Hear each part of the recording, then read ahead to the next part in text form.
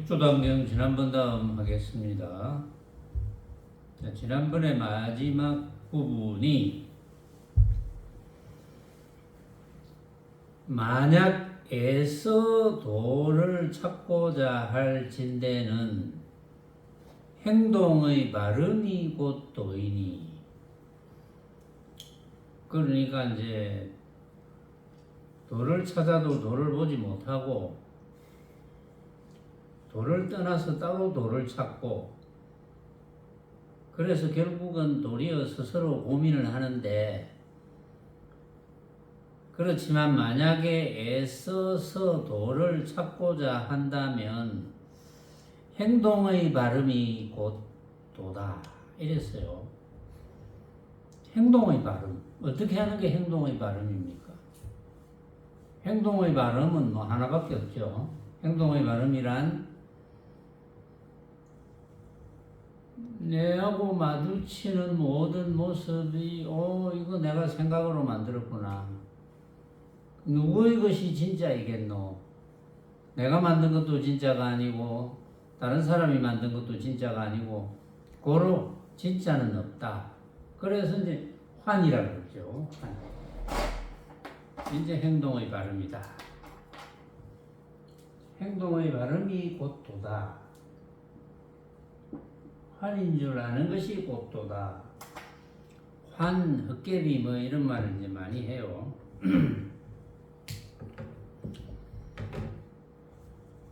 그래서 스스로에게 만약 바른 마음이 없으면 어둠 속을 감이라 도를 보지 못하느니라. 만약 참으로 도를 닦는 사람이라면 세간의 어리석음을 보지 않나니, 참으로 도를 닦는 사람, 제대로 도를 닦는 사람이라면 세간의 어리석음을 안 본다. 세간의 어리석음이 뭐길래 안 본다는 거예요? 어떤 것이 세간의 어리석음입니까? 세간의 어리석음이라는 것은 뭡니까? 도양 뭐고? 세간의 어리석음이 뭐고? 크게 이야기해라. 그렇지. 모습을 진짜로 착각하는 거. 그게 세간의 어리석음이야. 이제 뭐 도양은 물으면 척척 나와. 지금 뭐.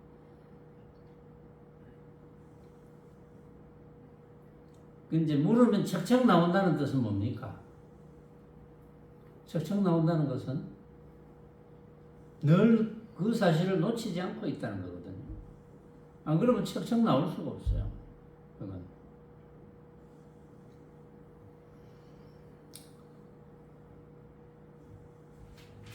만약 세간의 잘못을 보면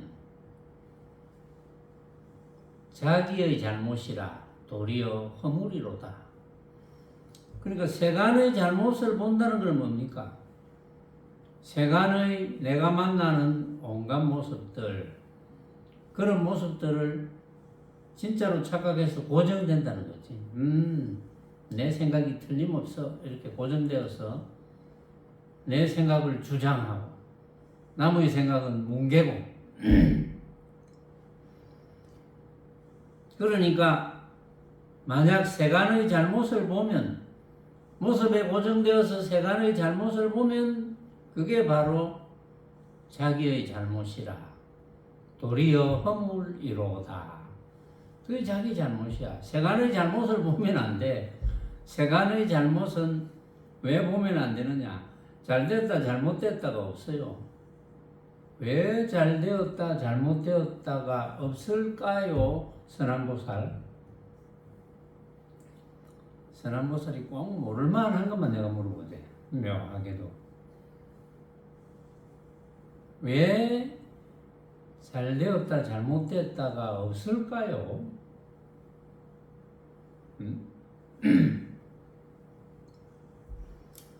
그러니까 자기의 잘못이라 도리어 허물이로다. 세간의 잘못을 보면 바로 자기의 잘못이라. 그리고 세간의 잘못을 보는 것이 자기의 허물이야. 근데 실제로는 세간의 잘못이라는 것은 이제 세간의 잘못이 되는 것은 그걸 진짜로 착각하는 거거든. 야, 이거는 진짜야. 음악이 들리면 음악이 아주 아름답게 들렸어. 내 귀에 아름답게 들리면 이거는 진짜 아름다운 음악이야. 이렇게 고정되는데 어떤 사람이 음악가가 정말 그거보다 훨씬 아름다운 음악만 들어온 음악가는 그거 뭐 별로야 뭐 이럴 수도 있거든요. 그런데 아니야, 내가 들은 그 음악이 정말 아름다운 음악이야 이렇게 주장하면 어쨌든 그거는 세간의 잘못이 되어버리는 거죠. 주장하면 모습에 고정되어서 세간의 잘못이 된다. 그런데 이제 그 세간의 잘못이라는 거는 가만히 살펴보면 옳은 것도 없고 그런 것도 없어. 그래서 세간의 잘못이라는 것은 당연히 그거는 고정되어서 착각하는 것. 그게 세간의 잘못이지. 그게 뭐 잘됐다 못됐다 이런 게 없어요. 사실은 그런 분별이 필요가 없거든. 잘되고 못되고가 없거든요. 어떤 경우라도 옳고 그름이 없지요. 잘됐다 못됐다 옳다 그르다 이제 왜 없느냐? 그건 각자가 판단하니까. 그럼 누구의 것이 옳고 누구의 것이 그러겠습니까? 그런데 이제 세간에 사는 많은 사람들은 자기의 판단이 옳다 이렇게 생각하는 거죠. 각자의 판단이 옳다고 생각하면 그거는 이제 갈등밖에 안 일어나니까 그건 이제 싸우는 거지. 그래, 네 생각도 맞고 내 생각도 맞다. 우리 그 조선시대 때인가 그 황희황정성이 그렇게 했다고 그러죠. 그게 뭐 책 같은 데 나오는데 신하들이 이제 다투고 이러면 그래, 네 생각도 맞고 그래, 네 생각도 맞아 뭐 이렇게 했다는데 그 황희황정성이 중도를 알아서 그랬는지 안 그러면 정치적으로 그랬는지 그건 뭐 알 길이 없어요. 근데 중도를 알아서 그랬기를 뭐 바라야 되겠지만 그때는 중도라는 말이 없었거든요. 그 중도의 뜻도 몰라. 뭐 정치적으로 그랬을 가능성이 많겠죠. 이쪽만 두둔하면 그쪽의 미움을 사고 이쪽을 두둔하면 이쪽의 미움을 사고 이제 그랬을 가능성이 많지만 그러나 부처님의 중도법이라고 하는 것은 누구의 생각이 옳다는 그런 법이 없어요. 고정되는 법은 없다. 옳다면 다 옳다. 그러다면 다 그러다. 그래서 만약 세간의 잘못을 보면 그것이 바로 자기의 잘못이라 도리어 허물이로다. 남의 잘못은 나의 죄가요. 남의 잘못은 나의 죄가다. 이때 이제 남의 잘못이라는 것은 뭐냐면 남이 잘못됐다고 하는 것. 그건 나의 죄거다. 맞죠? 남이 잘못됐다고 하는 것은 나의 죄야. 남이 잘못됐다고 어떻게 생각합니까? 남이 잘못됐다고 생각하는 것은 나의 생각일 뿐, 그 사람이 실제로 잘못됐는지 잘됐는지 그건 알 길이 없어. 그런데 너가 잘못했어. 이렇게 남의 잘못을 단정하는 것은 나의 죄과다. 나의 죄다. 내가 잘못한 거다. 또 나의 잘못은 스스로 죄에 있음이니 나의 잘못은 내가 잘못하는 것은 뭐가 있을까요? 내가 잘못하는 것은 한 군데밖에 없어. 내가 잘못하는 것은 다 문제가 없는데 단지 내가 잘못하는 것은 빛깔, 소리, 냄새, 맛, 감촉과 여러 가지 방법들 하는 완법을 마주쳤을 때 그래 맞네 라고 생각하는 거야. 내 생각이 맞네 뭐 이렇게 생각하는 거야. 물론 이제 맞다고 느껴질 그런 상황도 있겠죠, 보면. 그러나 맞다고 느껴질 상황이 있다 하더라도 그것은 뭐 다른 사람은 나와 생각이 다르겠지. 나와 생각이 같아 하더라도 달라. 그러니까 이제 먹는 이야기 자주 하잖아요. 먹을 때 니 맛있나? 맛있어. 니 맛있나? 맛있다. 나도 맛있다. 그럼 똑같잖아요. 맛있다, 맛있다. 그래도 다르다. 그러니까 나의 잘못은 스스로 죄의 있음이니 나의 잘못이라는 건 한 군데밖에 없다. 내 생각이 진짜라고 생각하는 게 그거밖에 없어. 근데 그게 전부거든. 그래서 나의 잘못은 스스로 죄에 있음이니,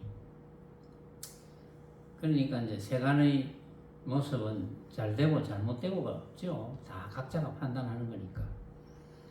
오직 스스로 잘못된 생각을 버리고 번뇌를 쳐부수어 버리는 도다. 오직 스스로 잘못된 생각을 버리고 번뇌를 쳐부수어 버린다. 그 잘못된 생각을 버리면 번뇌가 이제 쳐부수어지는 거죠. 번뇌라는 거는 내 생각이 옳다 이렇게 생각하는 거니까, 내 생각이 옳다고 생각했을 때 다 같이 동조를 해주면, 그래 맞아 당신 생각이 옳아요 당신 생각이 옳아요 다 이렇게 동조해주면 번뇌가 안 생길 텐데 그렇게 될 리가 없거든요. 근데 한 사람이라도 옳지 않아 이러면 번뇌가 된단 말이에요. 그게 고민이 되는 거지. 근데 옳을 수가 없다. 우리가 뭐 어떤 모양을 보더라도 그렇고 어떤 소리를 들어도 뭐 누가 들은 소리가 좋다 할 수도 없는 거고, 우리 기관이 또 다 다르잖아요. 기관이 다 다르고, 또 이제 냄새 맡는다 하면 후각의 기관도 다 다르고, 또 미각의 기관도 다 다르거든요. 그러니까 보통 보니까 이제 나이가 들어가니까 다르다는 걸 이제 느껴 들어가는 사람들은, 젊을 때는 내가 이 맛을 잘 느꼈는데 나이 들어가니까 잘 못 느끼겠다. 냄새도 그렇고 그런 것도 다르지만 표현을 분명히 다르게 느껴지지만 표현은 같을 수가 있거든요. 음식이 맛있다, 정말 모양이 예쁘다, 정말 향기가 좋구나, 뭐 이렇게 다 똑같이 표현은 할 수 있지만 그거는 절대 같을 수가 없다. 이거는 부처님의 정도법이거든요, 이게. 근데 들어보면 이제 알만해요, 누구나. 불교를 잘 모르는 분이 들으면 더 잘 알 수도 있어요, 이게. 불교는 부처님의 가르침이잖아요. 불교. 이건 부처님의 가르침입니다. 오로지 불교. 부처님의 가르침을 잘못 해석해서 남을 가르쳤다. 근데 그게 부처님의 중도법에 부합되는 이야기가 아니라면 그 들은 사람을 다 망하게 하는 거예요. 응? 그 들은 사람이 중도법이 아닌 이야기가 맞는 줄로 착각해서 많이 들으면 들을수록 그게 고정돼. 그래서 어쩌다가 인연이 되어서 부처님의 중도법을 들어도 그건 인식할 수 없어요. 알아들을 수 없어요. 그런데 이제 안타깝게도 부처님의 중도법은 설명을 잘 안 하잖아요. 이제 우리나라 불교에도 그래도 이제 세계적으로 그래도 우리나라에 선불교가 아마 남아 있다 이렇게 이제 주장을 하는데, 그 불교를 신봉하는 불교 국가, 뭐 저기 뭐 버마라든지 미얀마라 그러죠. 미얀마라든지 태국이라든지 이런 불교 국가라고 자처하는 국가. 그런데도 부처님은 중도법은 없어요. 다 안 만나봐서 내가 없다 이렇게 단정은 못하겠고, 내가 뭐 태국 사람, 미얀마 사람 다 만나본 건 아니거든요. 다 만나봤을 때 그렇게 단정을 내릴 수가 있지만 다 만나본 건 아니니까 단정은 못 내리겠고. 그런데 이제 그 나라에서 불교 국가지만 불교에 관한 부처님의 가르침에 관한 거를 전달하는 걸 이렇게 보면 전에도 이제 이야기를 했지만 뭐 금강경을 큰 통 같은 데 이렇게 뭐 10개인지 8개인지 새겨가지고 조각을 해. 금강경을 조각해서 금강경 한 권을 조각해서 이제 법당에 들어가는 입구에 이렇게 세워놓습니다. 그러면 이걸 한번 이렇게 손으로 돌리고 내용이 아마 알든지 모르든지 관계없이 손으로 한 번씩 돌리고 부처님의 경전이니까 손으로 돌리고 들어가면 복 받는다. 이제 그런 것도 인연은 될 수가 있어요. 부처님의 금강경이 쓰여진 그 통을 전혀 한 번도 안 돌린 사람, 한 번이라도 돌린 사람, 그 인연이 조금 다를 거예요. 언젠가는 그래도 금강경이 내용도 모르고, 근데 금강경이라는 걸 이제 알겠죠. 내용도 모르지만, 이 통을 돌리면 뭔가 부처님에게 가피력을 입을 수 있다. 이런 생각이 있다면, 그걸 한번 돌리고 간 인연 때문에 언젠가는 뭐 몇십 생, 몇백 생이 될지 모르지만, 언젠가는 금강경을 만날 수 있는, 금강경의 핵심을 만날 수 있는 인연이 될 수도 있어요. 여기 계신 여러분들도 지금은 금강경의 핵심을 다 잘 알지만, 여러분들은 어째서 금강경의 핵심을 알게 되었습니까? 여러분들은 언제부터 금강경을 접하게 됐어요? 여러분들은 어떻게 해서 금강경을 만날 수 있었을까요? 그 불가사의하지 않아요. 과거에 무슨 연유가 있었겠죠.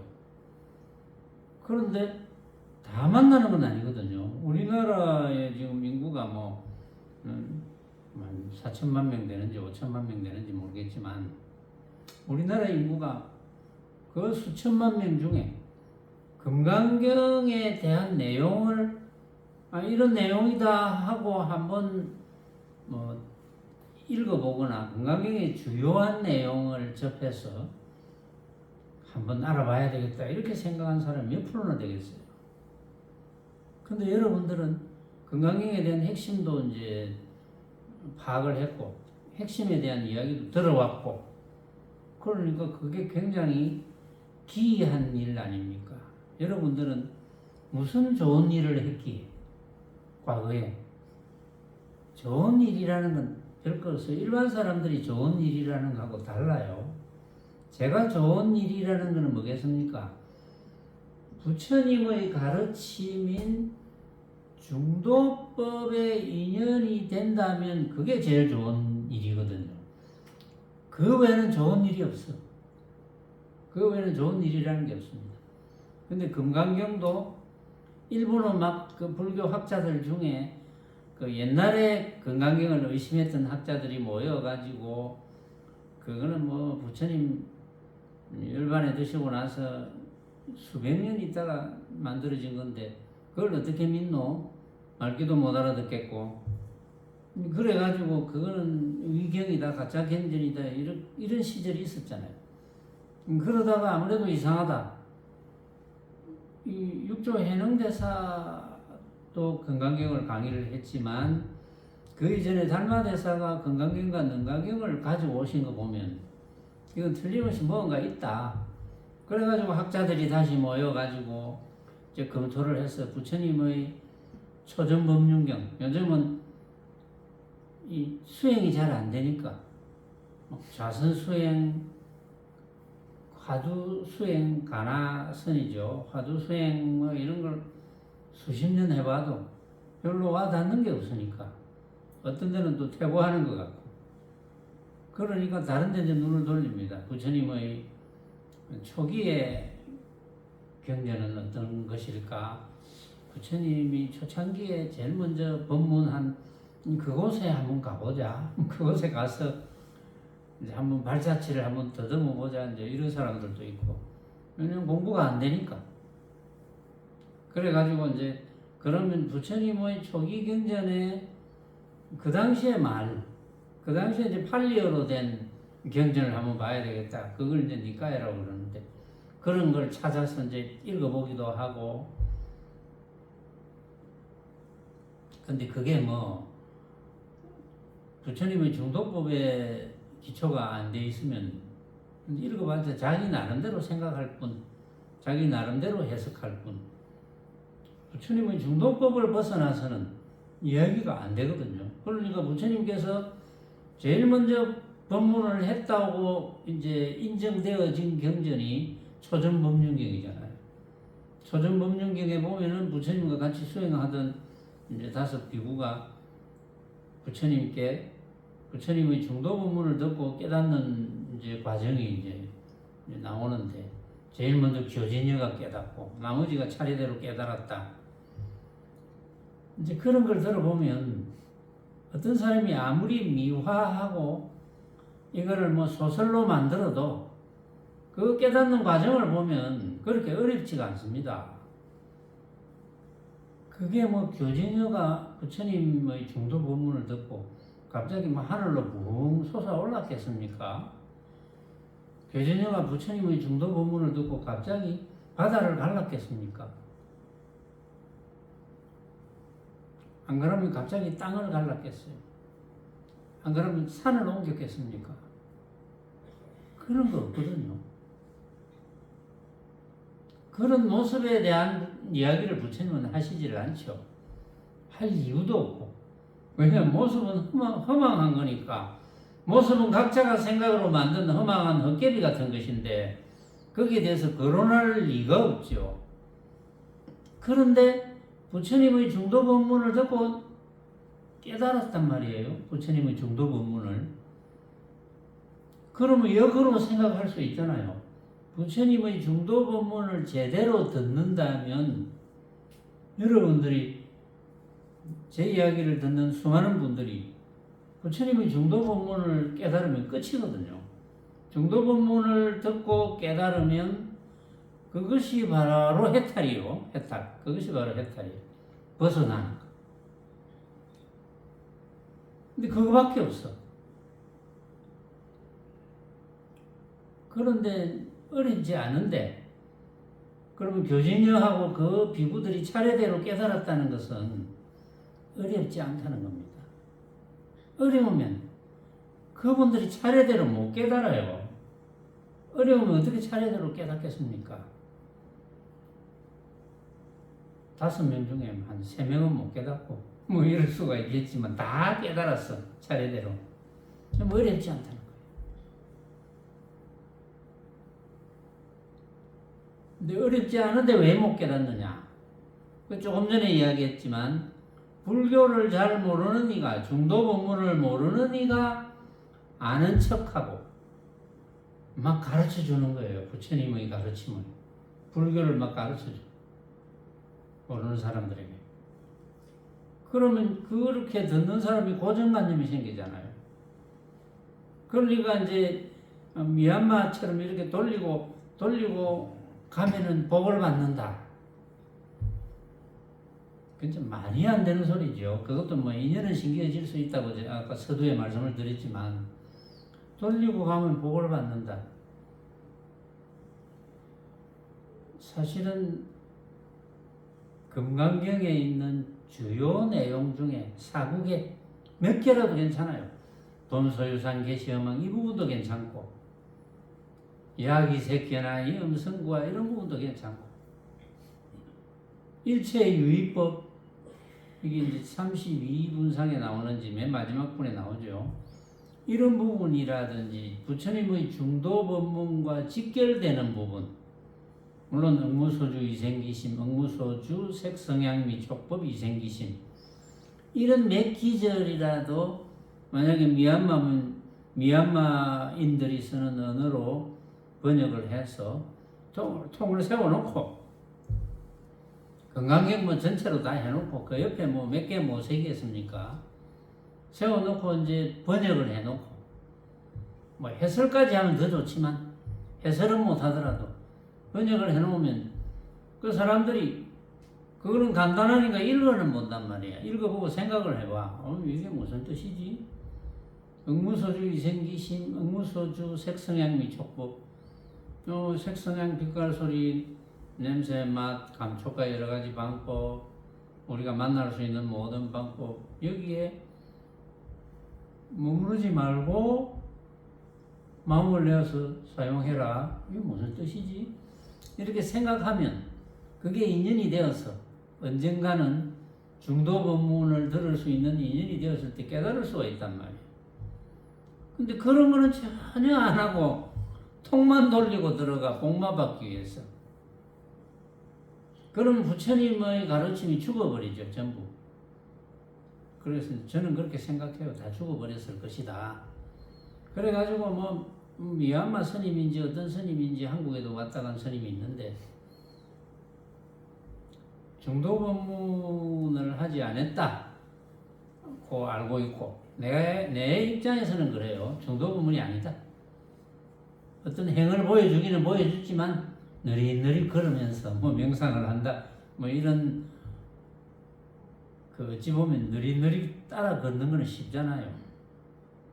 쉬우니까 느릿느릿 따라 걸으면서 그러면 뭔가 부처님의 가르침을 알까? 이제 그런 아쉬움도 있을 거고 그런 기대도 있고 그 다음에 세계적으로 추앙받는 달라이라마를 우리나라 불교에서 모시고 싶어서 안달이 나 있더라고. 그래서 내가 달라이라마 이분이 무슨 이야기를 했지 하고 이렇게 살펴봤어요. 또 달라이라마는 유명하니까 달라이라마가 그 법문한 내용 이런 내용이 신문에도 나와요. 어떤 데는 뭐 일간지에도 나오고 불교 신문에도 나오고 이렇게 읽어보면 중도 법문이 없어. 그냥 경전에 있는 거예요. 그냥 여러 군데 경전에 있는 거. 그거 그냥 인용해서 소개하는 거. 중도 법문이 없어요. 중도 법문이 어렵지 않은데 중도 법문을 제대로 이야기해 주는 사람이 왜 이렇게 없게 되었을까요? 이것이 이제 굉장한 의문점입니다. 물론 이제 어떤 거라도 아무리 옳은 것이라도 시대의 흐름에 따라서 좀 변화하는 수는 있죠. 바뀜이 있고. 예를 들어서 타종교인 기독교도 그렇거든요. 기독교도 이제 우연히 신문에 나서 내가 이렇게 신문을 스크랩 해가면서 한번 읽어봤어요. 쭉 읽어보니까 거기도 보니까 유대교나 이슬람교나 기독교 이 세 가지는 근본이 똑같아요. 똑같은데 그걸 신봉하는 방법이 달라요. 방법이 다르니까 방법이 다른 사람들끼리 싸우는 거예요. 그래서 지금 저쪽에서 종교 전쟁을 해가지고 수많은 사람이 죽는 거는 같은 종파예요. 하나님을 신봉하는 이슬람교, 유대교, 그 다음에 기독교 같은 종파예요. 전부 같은 종파가 싸우는 거예요. 참 묘하죠. 그런 거 보면. 그거는 이제 뭐 더 자세히 이야기할 필요는 없으니까 여기가 교회가 아니니까 교회면 내가 더 자세히 이야기해 줄 건데 또 모르지 어쩌다가 이러이러 하다가 교회에서 또 초빙 오는지 모르겠지만 뭐 그럴 일은 없겠죠. 그러니까 결론적으로 어쨌든 부처님의 중도 법문은 어렵지 않다. 그러니까 깨닫는 것도 어렵지 않다. 이걸 강조하는 거예요, 지금. 그래서 지금 육조 해능대사도 아주 쉽게 이야기를 하잖아요. 늘 보면 쉽게 이야기하거든요. 그러니까 오직 스스로 잘못된 생각을 버리고 번뇌를 쳐부수어 버린다. 잘못된 생각을 버린다. 잘못된 생각은 뭡니까? 고정된 생각. 내 생각이 맞다. 이렇게 고정된 생각을 버리는 거. 그럼 고정되면 그게 번뇌가 되거든.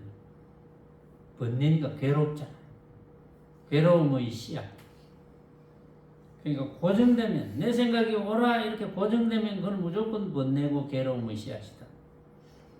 그러니까 오직 스스로 잘못된 생각을 버리고 그런 고정된 생각을 버리면 내가 생각을 이렇게 해서 사용하지만 내 생각만 맞는 게 아니지, 다른 사람의 생각도 각자 다 맞겠지, 이렇게 생각하면 그건 집착이 안 생기고 번뇌가 생기지 않죠. 그래서 괴로움이 생기지 않습니다. 그래서 번뇌를 쳐부숴 버린다 이렇게 표현을 했고, 만약 어리석은 사람을 교화하고자 할진대는 모름지기 방편이 있어야 하나니, 방편이 있어야 된다.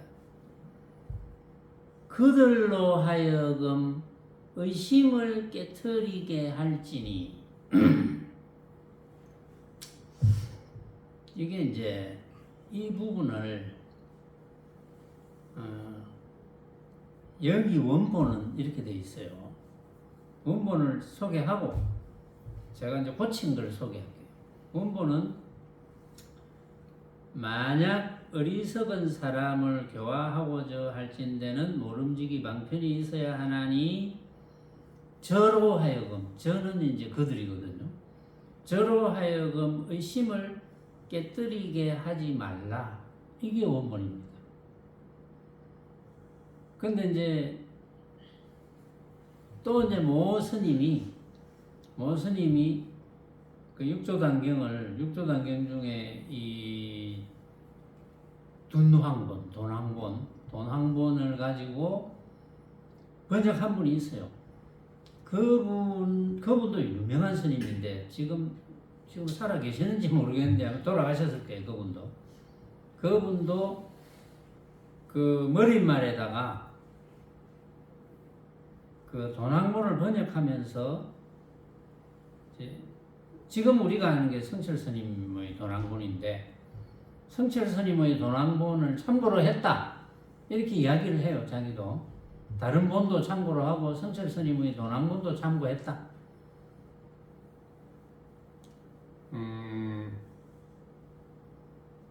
근데 그분은 서두에 이런 말을 했습니다. 서두에 그분이 쓴 그 육조단경이 시중에 있으니까 뭐 제가 이름을 밝히죠. 청화 스님입니다. 청화 스님이 또 유명한 스님이거든요.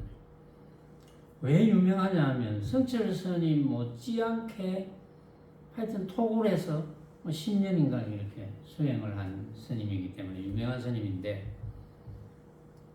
그분은 그 돈황본을 번역하면서 머릿말에 무슨 이야기를 했냐 하면, 제가 비록 확철대오는 못했지만 하면서 서두에 따랐어. 확철대오는 못했지만 하고 이렇게 근데 제가 이제 그분 번역한 걸 쭉 보니까 해설을 안 달았어요. 번역만 했지. 이게 이제 그 해설은 아니고 단어 설명만 있는데, 제가 봐도, 왜냐하면 육조단경을 쓰면서 확철대오 했다면 번역하면서 간단하게 해설을 해서 자기 견해를 밝혀야 됩니다. 자기 소견을 밝혀야 돼요. 내가 만약에 쓴다면 당연히 밝히죠. 밝히는데 소견을 안 밝혔어. 근데 서두에 본인이 확철대오는 못했지만 하고 이야기를 했기 때문에 이제 내 이야기가 의심스러우면 시중에서 책을 구해보면 돼요. 돈황본 청화스님 번역을 찾아보면 돼요. 그런데 지금 여기 성철 스님이 번역한 것은 모름지기 방편이 있어야 하나니 저로 하여금 의심을 깨트리게 하지 말라 이렇게 번역했어요. 청화스님의 번역은 그들로 하여금 의심을 깨트리게 할지니 반대로 번역했어요. 반대로 번역했는데 문맥상은 내가 볼 때는 문맥상은 정화스님 번역이 맞습니다. 그 이제 한자 생긴 그대로를 번역하면 맞는데 성철 스님은 왜 이렇게 번역했느냐? 성철 스님은 그들로 저로 하여금 했는데 그들이란 뜻이거든요. 그들로 하여금 의심을 깨뜨리게 하지 말라. 이 말은 함부로 화두를 깨뜨리게 하지 말라 이런 뜻으로 번역한 거예요. 의심을 깨뜨리면 안 돼. 의심을 계속 가지고 있어야 돼. 이래야 공부가 돼. 이거는 이제 성철 스님 방편이에요. 근데 내가 이제 보니까 모름지기 방편이 있어야 하나니 하니까 성철 스님은 저로 하여금 의심을 깨뜨리게 하지 말지니 의심을 깨뜨리게 하지 마라 한 것은 성철 스님의 방편이거든요. 방편이 있어야 된다고 육조 해능도사가 말씀을 했으니까. 그런데 정화 스님은 번역을 이제 고지고대로 그대로 한 거예요. 그 성철 스님의 이 번역이 문맥상은 한문의 형태로는 안 맞다고 생각을 한 것 같아요, 본인이. 그래서 정화 스님은 그들로 하여금 의심을 깨뜨리게 할지니 뭘로? 방편으로. 방편으로 의심을 깨뜨리게 해야 된다. 방편으로 깨뜨려 줘야 된다. 모르고 있는 것을 깨뜨려 줘야 되니. 그 이제 내가 만약에 해설을 한다면 그렇게 하겠죠. 나는 모름지기 방편이 있어야 하나니 그들로 하여금 의심을 깨뜨리게 할지니 방편을 써서 그들이 모르고 있는 부분을 알게 해야 된다. 이런 뜻으로 해야 된다고 나는 보는 거예요. 그게 뭐냐?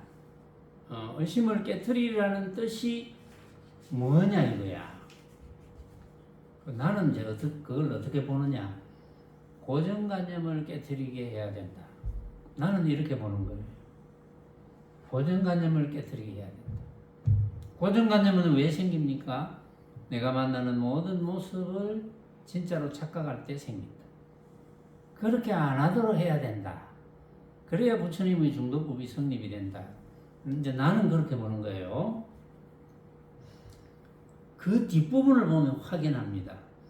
이는 곧 보리가 나타남이로다. 보리가 나타나게 하려면 당연히 고정관념이 깨트려져야 되죠. 고정관념이 깨트려지면 보리가 나타나는 거거든. 깨끗한 마음. 고정관념을 깨트리지 못하면 보리가 안 나타납니다. 왜? 내가 가지고 있는 고정관념이라는 것은 내가 만나는 모든 모습을 진짜라고 착각하니까 어떻게 보리가 나타납니까? 안 나타나지. 그래서 고정관념을 깨트리기만 하면 저절로 깨끗한 마음이 돼요. 그것이 반야보리입니다. 그게 반야보리. 법은 원래 세간에 있으면서 세간에서 세간을 벗어나나니 법은 무슨 법? 부처님 법, 불법. 불법은 원래 세간에 있으면서 세간에서 세간을 벗어나. 세간에 없으면 이제 세간의 반대말은 출세간입니다. 출세간.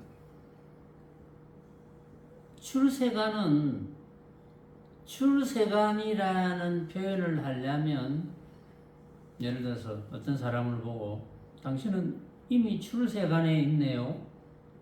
이거는 중도를 깨달았네요. 이런 뜻이거든요. 근데 중도를 깨달으려면 모습에서 깨달아야 돼요. 왜 그럴까요? 모습을 보고 이게 내가 생각으로 만든 가짜네 이렇게 해야 되니까. 그래서 법은 원래 세간에 있으면서 세간에서 세간을 벗어나야 된다. 이렇게 표현을 한 거예요.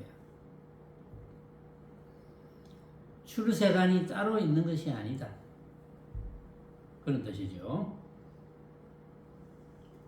그래서 전에도 늘 했죠. 육근이 작용할 때가 성품이라고 그렇게 이야기했죠. 그래서 출세간이 따로 있는 것이 아니다. 세간에서 세간을 벗어난다는 것은 세간에서 만나는 모든 모습을 내가 생각으로 만든 가짜인 줄 알면 그게 세간을 벗어났죠. 가짜인 줄 모르면 세간에 묶여. 가짜인 줄 알면 세간을 벗어나. 그럼 세간을 벗어나면 출세간이죠. 그러니까 세간에서 가짜인 줄 알면 출세간이 되고 가짜인 줄 모르면 세간이 되고.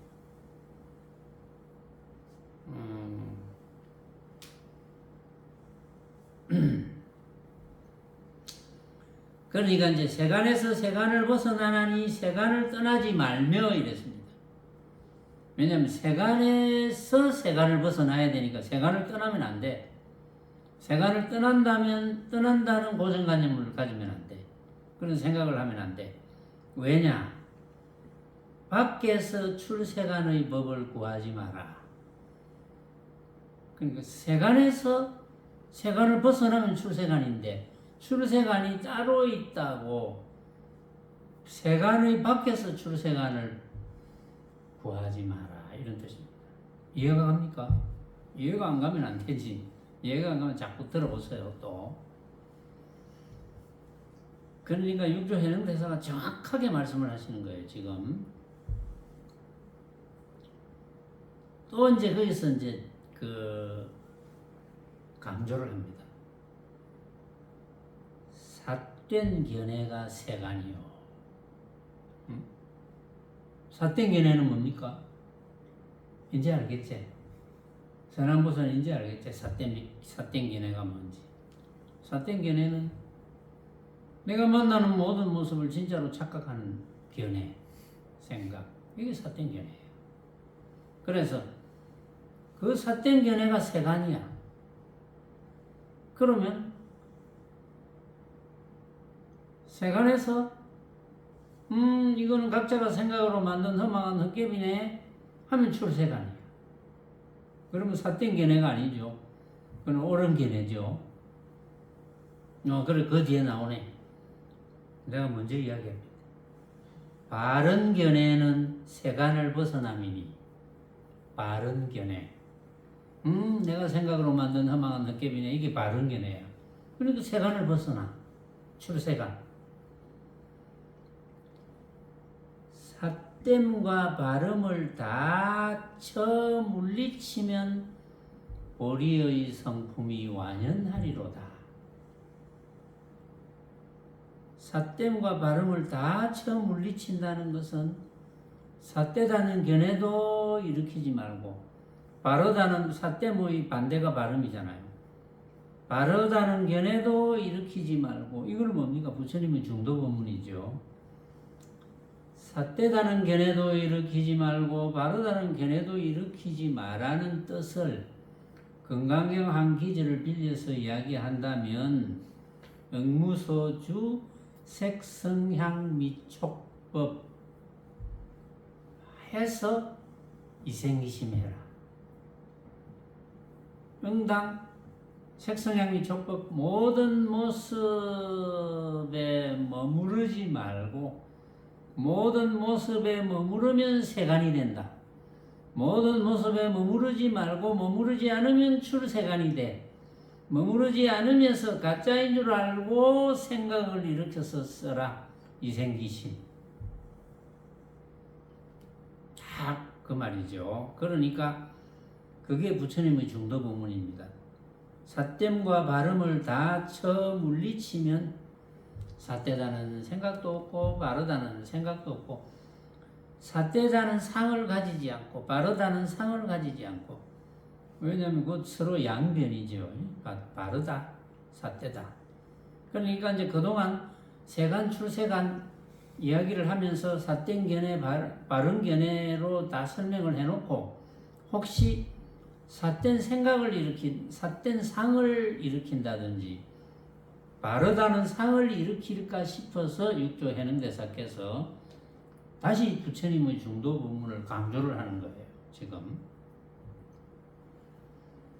그래서 삿됨과 발음을 다 쳐 물리치면 보리의 성품이 완연하리로다. 보리의 성품이 완연하다는 뜻은 바로 해탈이다. 벗어났으니까. 세간을 벗어났으니까.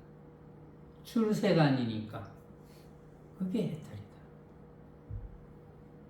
결국은 우리가 육신을 가지고 한 세상 살자는 것은 어차피 우리는 각자 자기 의지와 관계없이 의지일지도 모르지. 근데 의지라고 생각을 안 하지. 그렇죠? 여러분들이 의지대로 태어났습니까? 기억납니까? 나는 어떠한 분을 부모로 모시고 태어나야지. 이래 했습니까? 여러분들 기억납니까?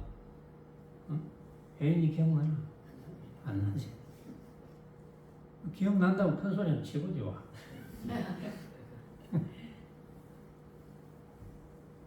이치적으로는 그렇다고 그래요.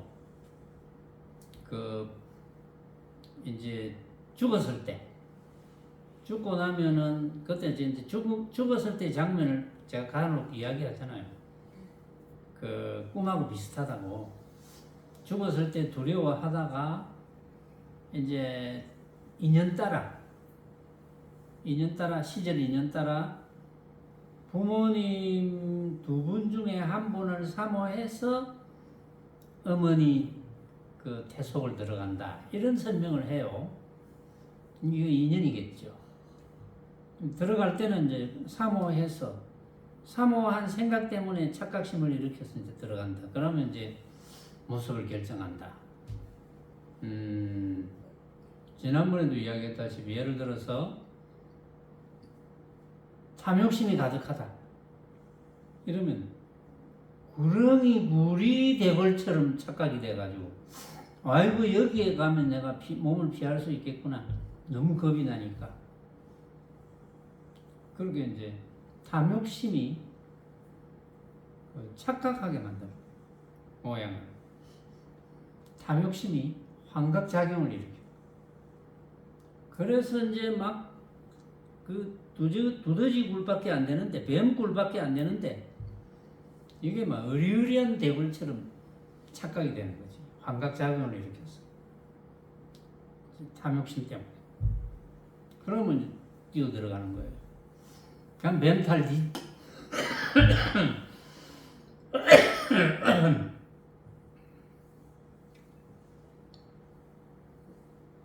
뱀탈을 뒤집어 쓰든지 두더지 탈을 뒤집어 쓰든지 그런 이야기들이 많이 있어요. 믿거나 말거나. 저는 각자 알아서 믿고. 어쨌든 여러분들의 이 모습을 여러분들의 의지가 있었겠지. 사모했든지 착각했든지 그런 의지가 있었겠지. 근데 태어나고 나서는 이제 그렇다고 하네요. 어쨌든 태속에 뛰어들 때는 그 충격이 너무 심해서 전생에 했던 일을 잊어먹어버려. 충격 때문에 망실한다. 그러다가 살다가 어쩌다가 이제 한 번씩 기억날 때가 있어요. 그런 사례가 있어요. 어떤 분은 이제 자식을 데리고 어느 절에 갔더니 여기 내가 살던 곳인데 하면서 5살짜리인가 6살짜리가 저 뒤에 가면 뭐가 있고 저 뒤에 가면 뭐가 있고 이렇게 정확했대요. 그런 사례집이 많이 나와 있습니다. 그런 사례집이 전 세계적으로 10,000건 이상이 있어요. 그걸 보고 어떻게 전생을 인정을 안 하겠습니까? 궁금하면 사례집을 찾아서 한번 읽어보시오. 그런 사례가 굉장히 많아요. 그러니까 어쨌든 여러분들은 지금의 이 모습으로 지금 시대에 오늘날에 있어서 오늘 바로 오늘 이 시간 지금 이 모습으로 살아가게 됐어요. 그런데 이왕 살아갈 바에야 재미나고 그러니까 즐거우면서 보다 더 즐겁게 보다 걸림없이, 그리고 고민거리 좀 없이, 보다 고민 덜 하고, 똑같은 상황이라도 생각에 따라서 바뀌잖아요. 근데 그렇게 살아야지. 가장 좋기로는 어쨌든 내가 만나는 모든 모습은 각자가 생각으로 만든 허망한 헛개비구나. 이걸 깨달아서 집착 안 하고 꼭 이렇게 되어야지. 그러면 남과 비교할 필요도 없잖아요. 응? 남과 비교 안 하지. 허망한 헛개비를 어떻게 비교를 합니까? 생각으로 만드는데. 남하고 비교할 필요조차 저절로 없어지죠. 비교한다면 그건 정신병 환자의 소행이니까. 그렇게 걸림없이 한 세상 잘 살아가라고 부처님께서 중도 법문을 하신 거예요. 그러니까 중도 법문만 터득하면 누구나 다 그렇게 될 수 있다는 거지.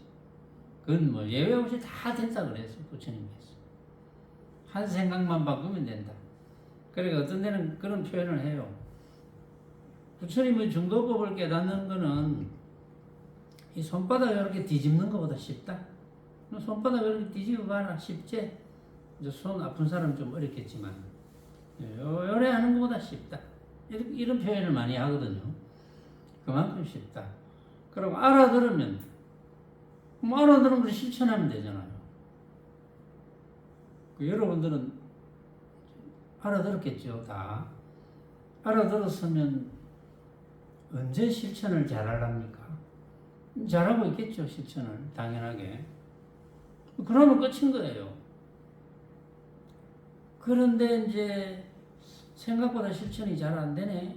이런 사람이 있다면 수행을 해야죠. 그럼 수행을 어떻게 합니까? 명인아. 니는 어떻게 하노? 법문을 많이 들어요. 그렇지. 1초 만에 나오네, 답이. 최상승 법문, 해탈 법문을 많이 들어야 돼요. 그게 수행입니다. 많이 들으면 저절로 또 이렇게 알게 돼요. 잠깐 잊어먹어도 또 알게 돼. 그런데 이제 그러다가 한번 충격을 탁 받으면 안 잊어먹습니다. 일반 사람들도 왜 일반 생활에서 충격을 받으면 안 잊어먹어요. 어떤 사람은 왜 어릴 때 뭐 이래갖고 충격받았는데 그게 아직도 생각나는데 이런 사람이 있거든요. 그러니까 수행도 그래요. 법문 들으면서 어느 날 충격을 받을 때가 있어요. 그러면 안 잊어먹습니다. 누가 뭘 해도 안 잊어먹어요. 근데 지금 여러분들의 수준은 제가 여러분들에게 부처님의 중도법에서 이제 터득한 것을 해설하는 이 정도를 여러분들도 다른 사람들이 물으면 설명해 줘야 돼요. 설명 못 해주면 그건 수행 엉터리로 한 거지. 또 설명 못 해줬을 때는 어떻게 해야 됩니까? 당연히 법문을 많이 들어야지. 다 대답을 할 것 같아서 내가 빨리 대답을 합니다. 법문 많이 들어야 돼요. 이게 최우선입니다. 그건 뭐 어쩔 도리가 없어요. 그래서 삿됨과 발음을 다 쳐 물리치면 보리의 성품이 완연하리로다. 이게 해탈이거든요. 사람이 막 해탈이라는 용어를 쓰니까 이게 해탈이 무슨 뭐 완전 옷을 벗고 막 하늘로 붕붕 날아다니는 줄 알고 해탈하니까 해탈됐다 이러니까 모양이 뭐 바뀌어가 막 이마에 무슨 뭐 구슬이 하나 박히고 이런 줄 아는데 그런 사람도 있어요. 착각해가지고 해탈이라고 하니까 해탈됐다 이러면은 해탈은 사고가 바뀌는 거예요. 사고가 180도로 바뀌어요. 해탈. 그래서 보리의 성품이 완연하리로다. 이것이 해탈인데 이것은 다만 단박 깨치는 가르침이며 돈법 또한 대성이라 이름 하나니 대성이 최상승이거든요. 미혹하면 안 됩니다. 미혹해지는 조건이 뭔지 압니까? 미혹해지는 조건은 이렇게 법문을 들어도 자꾸 엉뚱한 모습에 쏠리는 거. 엉뚱한 모습을 추구하는 거. 내가 자아보다는 젊어 보여야 돼. 자아보다는 이뻐 보여야 돼. 자아보다는 씩씩해 보여야 돼. 자아보다는 근육이 좋아야 돼. 자아보다는 뭘 잘해야 돼. 자아보다는 뭔지 몰라도 어쨌든 잘해야 돼. 그게 불쑥불쑥 이제 나타나는 거예요. 그러면 미혹해지거든요, 또. 미혹하면 수많은 세월을 지나지만 깨치면 잠깐 사이로다. 이게 지금 이제 전에 한 무상송 말고 이것도 무상송인데 이번에 무상송이 일단은 여기서 해능대사께서 이제 마감을 하고 이걸 이제 많이 외워가지고 이제 지니면서 실천해라 이렇게 부탁을 합니다. 오늘은 여기까지 하겠습니다.